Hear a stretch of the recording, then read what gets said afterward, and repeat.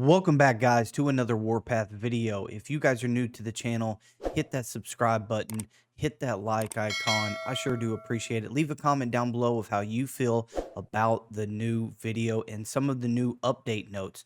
But what we have beside me right now is an official release of the new update 2.1 that is coming out. And so we're going to go over all that it entangles and go over a little bit of goodies that I saw inside of a trailer that they released about some of the rewards of the Moscow event. So stay tuned, guys.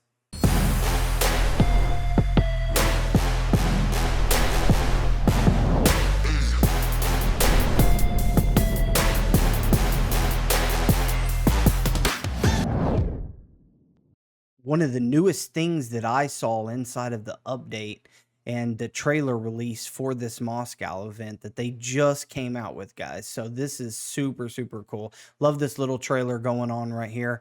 A lot of animations. We got all these medals, but look at that. That is insane, guys. Look at that. So season rewards, I noticed this and I was like, what the heck? I was wanting to know what some of the rewards were. This is a super teaser right here. 600k gold, 150 of the new officer sculptures, 200 universals. That's 350 total. It takes about 700 and something to max out an officer. So this is super good. 2,060 minutes and 100 coupons. Look at those rewards. Isn't that juicy, guys? Anyway, let's get into the next part of the video.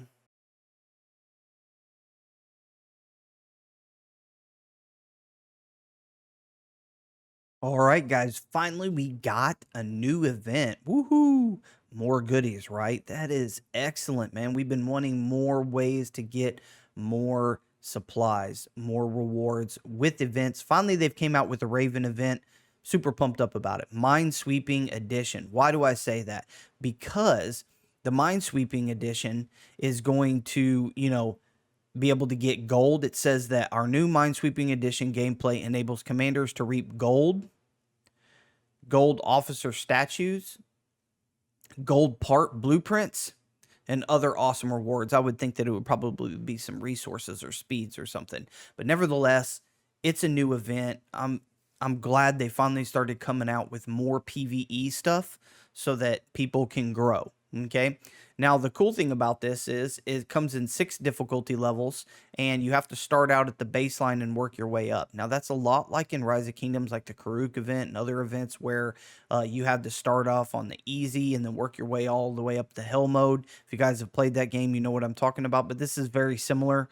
And I expect that kind of to follow the same suit. Like I've noticed that a lot of stuff in this game has its own warpath, but the same theory of it kind of applies to some of their other games that they have done and designed.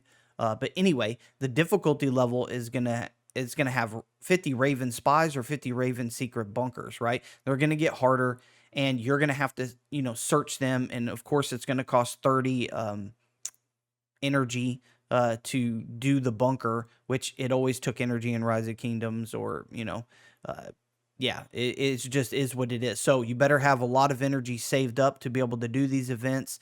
But you will only have 60 minutes to wipe them out, which is interesting because there was days and days for the Karuk event. So 60 minutes to wipe them out. And when you get a certain level of points, that's when you get, the most rewards out of it. So it is a new event. They said they're going to tease it, before it comes out, probably with just like a mail or like a side thing. Usually like in Rise of Kingdoms they had like an event tab that showed everything. In this one they don't have that specifically, so it'll be interesting to see how they're going to present that one. But yes, we have some more goodies being released in the form of PvE. You guys leave a comment down below, tell me what you think about that. One of the very first features that was teased some days ago was about alliance treaties and pacts. And they talked about the fact that it was going to cost 1,000 gold. A lot of people asked, like, was that going to be every single person, or was that just going to be uh, the leader or whatever? I did get confirmation that it is just the leader that has to pay the 1,000 gold. No different than if you started your own alliance and you pay gold to start alliance at the very first. That's all that's going to happen, guys. Okay, so not every single person in the alliance has to pay 1,000 gold. Just so everybody knows, because I got comments and questions about that quite a bit. But I do not see it inside of these notes right here about the gold. So I wanted to bring that to your guys' attention because I know a lot of people had questions about that. But what they did say was inside of these notes that you can see beside me is that they have it to where you have a maximum of 20 other alliances and no more than 100 requests can be sent and 100 can be received. And then once you do make a peace treaty and become allies, it's only for 7 days, and then it just retroactively gets discontinued. So I mean, yeah, every 7 days you're gonna have to pay 1,000 gold to institute these allies thing. But what it is gonna do is try to stop some of the friendly fire that was happening. Now, I know a lot of people are like, this is kind of silly, don't really care about this, but it was asked for inside of suggestions quite a few times, and a lot of people got tired of friendly fire on the battlefield behind something silly.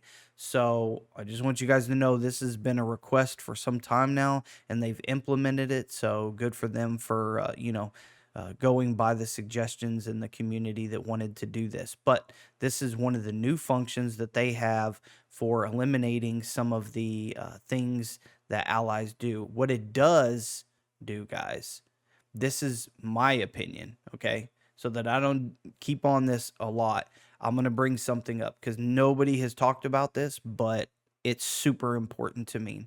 There are many times that an alliance, when it changes leaders, it goes to an open status, or when a leader is offline or something, it goes, into an open status uh, randomly. I mean, I'm not sure each and every time the circumstance that it happens, but I know that sometimes you'll be like, why is that alliance open? It's just open because, like, it just did it. Mainly because you change leadership. But when we use territory to fill in and lock down a city, when we fill in all that territory, we have a bunch of alliances, alt alliances that have been built, nobody in them or anything like that. When an enemy comes into a city, he will search to find an open alliance, and what he will do is the territory that's beside it will start burning some of the turrets, and the turrets don't take long. People don't recognize it and deal with it fast enough, and now there is an open territory sitting there that the enemy can come in and build a CC and stuff like that. So according to these notes right here, the good thing about having a peace treaty is not only on the field while you're fighting, but alliances won't be able to destroy each other's turrets. They won't be able to make a territory void or set it on fire if they are allies. So that's kind of like a protection there. It was something that I thought about when I saw this update. Next, guys, we're going to go over Spanner. So I'm going to switch to a different screen to show you guys some of the different buffs that Spanner is getting done. Well, guys, you guys wanted it, and now it's happening. Spanner is definitely being changed. Is it for the good? Is it for the bad? We're going to do some testing and release it in a future video. So if you guys want to know more and see more about what the difference is between how he was versus how he's going to be after the update, we are testing now, and we will test after the update. I'll release that video. But let's get into what you guys wanted to deal with Spanner. Spanner, you guys complained he was debuffed. You guys didn't like it. So the developers have changed it in this upcoming update. So let's go over some of the different changes. So number one, his best skill in battle was always the first skill. And why do I say that? Because the first skill was the one that healed the troops as they were in fighting mode. Now the last skill is after you're done and you're disengaged in battle and it just heals in the field. This is important too, but this one was for the longevity of the tank was, man, it was crucial, which is the first skill. But the officer's skill has to build up, guys. It has to build all the way up and then it fires off. And that takes about 4 seconds, 3-4 seconds for it to build up until it fires off. Now, the point about that is that this skill was immediate. It didn't like other people's skill has a duration to it. his skill was immediate. So it built up, boom, it had this massive healing effect. Then it built up and boom, it had this massive healing effect. And the tanks are dying too quick right now in the new update 2.0 that, you can't really feel that because it takes too long and too many troops die in the intermediate process. So they have revamped it. So let's go over some of the differences that I see. The healing coefficient, which was 1200 max, and the additional recovery gain was 25%. Both of those are just to bring up the overall health of the unit, which was super important. Now they're going to change it to where the healing coefficient goes up to 1500, but they're changing the whole secondary skill. The secondary one says instead of additional tank recovery, this one is called tank damage resistance. So it's going to resist damage. That's really, really cool. However, it's only going to be maxed out at 10%, but it's going to last for 8 seconds. So that's kind of like a Percy skill. And some of the other ones, like it's going to have a duration to it in which it, can last. So it's constantly resisting damage and not just a skill that didn't fire off in time and your tank started dying. So that kind of alleviates some of those things. So that is really, really interesting. The next update, guys, is going to be over Angel of Light. So let's go over to her right here. Angel of Light. Now, Angel of Light's main skill was very similar, but she was for infantry. Okay, so 1200 as the healing coefficient, 25% as the additional recovery gain. You would think that they would follow kind of the same way that they dealt with Spanner, but that's not true. They said, according to the notes, what they're going to do is they're going to take this healing coefficient down to maxed out only 500, but it's going to be for a duration. So it's not going to be the officer skill building up and firing off and healing. It's going to have a 3-second duration of constant healing. So 3 seconds at 500, that's 1500. So it's not going to be an instantaneous boost like Spanner is going to do. So that's interesting that they chose that. However, the max skill right here, that the additional recovery is 60%, they're going to take that back down to 25%. But what they're going to, I'm trying to understand why they did this, but whatever. So they're going to take this down to 25%, but on the healing coefficient of 500, what they're going to do, instead of it being 3 seconds, it's going to last 4 seconds. Most of the time on any other officer, it jumped from 4 seconds to 8 seconds total. So to just patch it up 1 second more, and then lower this number right here, I'm not following that process. But anyway, that's the buff that they did for infantry for whatever reason. Maybe they tested it and, I don't want to over buff it or whatever, but it is what it is. Anyway, those are the changes that have happened with the officers, guys. Last up, guys, we're going to end this thing, sum it up real quick with some of the specifics on the unit swap. A lot of people had questions about the unit swap, okay? So this one explicitly says, after the update goes live, guys, we are going to have a 5-day event in which we are going to be able to swap up to 15 units. So a lot of people were like, hey, that's cool. You guys are going to let us swap. When is it going to happen?